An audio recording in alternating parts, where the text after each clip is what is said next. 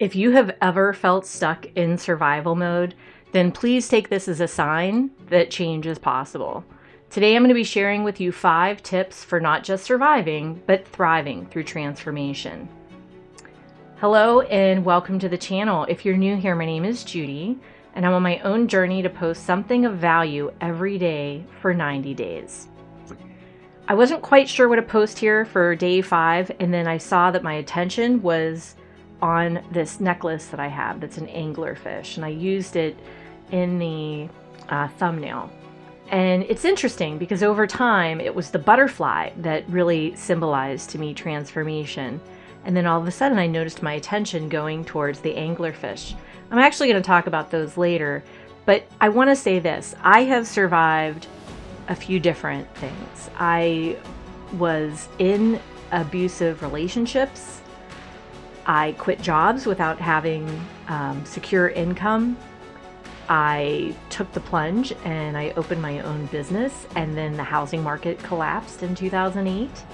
I battled stage 2 breast cancer, and I quit drinking. And it was kind of easy actually once I learned what it does to you, but there's a lot that I learned along the way in going through different kinds of transformation. So I wanted to share with you 5 tips. There's more than that I'll be sharing in the rest of the 90 days, but I'm going to focus on 5 since it's day 5. So the first one is to have faith. And one thing I will never do here is to be preachy. My own beliefs have shifted over time through my understanding of religion, philosophy, and just my own life experiences. What hasn't changed is the importance of faith to me. And when I was growing up, I was in a family that was poor. I witnessed domestic violence, and if we did need food, it worked itself out. If there was a field trip that I wanted to go on, I recall my Aunt Judy telling me to have faith. And I think often it may have been my Aunt Judy that was in the background quietly making that happen, though just having those early experiences taught me that things do have a way of working themselves out. Now, we don't always have an Aunt Judy around, and there's plenty of times in my life when I had nothing tangible that I could lean into, though faith is something in the unseen. Like those nights at 3 a.m. when I had to figure out how to teach someone's material that was completely broken. Or I had to write my own material for a client that wanted me to hurry up and get something done, and I needed to have it by a certain deadline. Or I still felt like a scared little farm girl with imposter syndrome needing to go into a big corporation. So those things had a way of working themselves out. It actually kind of fostered more of my faith when I saw these things working out. And so the one thing with faith that I have noticed is we sometimes have to just go through it. Oh, there's another one. One of my favorite bands is Wookiefoot, and they have a line in one of their songs, if you're going through hell, don't stop. I'll link to that in the description. Now, faith doesn't mean that you have all the answers, and to me, it just means that life has a way of unfolding, more than what we can see. And even in the hardest of times, there's going to be a way forward. And for me personally, I had to give up or surrender some of my control over how I thought something should happen. And then that's when things had more ease and more flow in happening. And I saw that happen time and time again. So I actually have a strong belief in that now, just from experimentation. Number 2 would be listen to your values.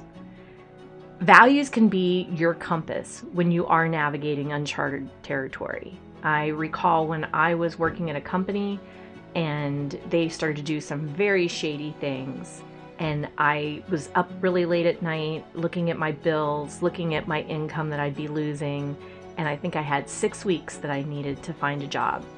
And so I went in and I quit. And they threatened me. They said, you will never work in Pittsburgh again. And I had a job in 2 weeks. I just remember going through an airport and just waving at the CEO who told me that, because I was on my way to London for a business trip. And yeah, anyway, hold strong to your values. And if you're not 100% sure what your values are, that is so important that I think I'm going to post that in a video that'll be coming up. The next thing I want to say is trust that the endings create new beginnings. And what I want to say about that one is that I was in an abusive relationship, and even though my family and my friends didn't see it, there was some scary times involved with that, a lot of verbal issues, but there was some pushing and shoving, and I knew that I didn't want to live like that. And I know a lot of people will sometimes find themselves in that and be afraid to move beyond it. And so I took that leap, and I didn't know what the next thing was. Though what ended up happening is I did meet my husband now, who's very supportive, and we have this amazing son, and none of that would have come to be had I not taken that step forward into the unknown. And that was a very big transition for me. So sometimes you have to close that first chapter so that you can open up not just another chapter, but maybe a whole other book in a different genre. So that was pretty good. The next thing that I want to mention is 5 represents freedom. And to me, that was really interesting to ponder.